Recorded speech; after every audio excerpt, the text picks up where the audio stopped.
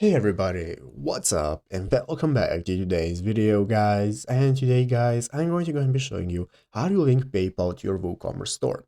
This is a very simple thing to do, so make sure to watch this quick and easy video to the very end and follow my steps correctly so you can make sure this works the same for you and you can do this yourself.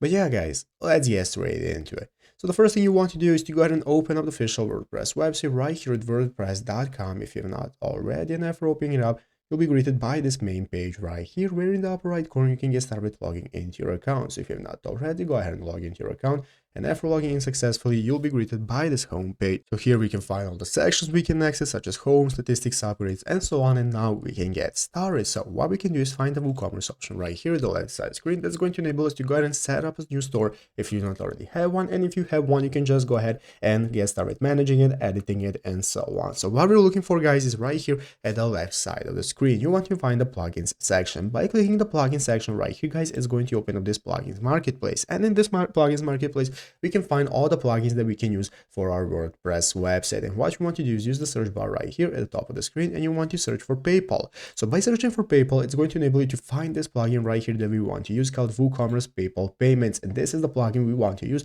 to be able to add PayPal to WooCommerce. So all you need to do is install the plugin by clicking the install button right here. If you do not see the install button, then you're probably on a free plan like me. You need to upgrade to a business plan or something similar, and then you can get started with installing the plugin. So by installing the plugin to your store directly, you'll be able to set up PayPal, connect, and so on, and add it to your WooCommerce store. And it's easy as that. So I hope this video was helpful. If it was, make sure to leave a like, subscribe to the channel. So you guys, thanks for watching.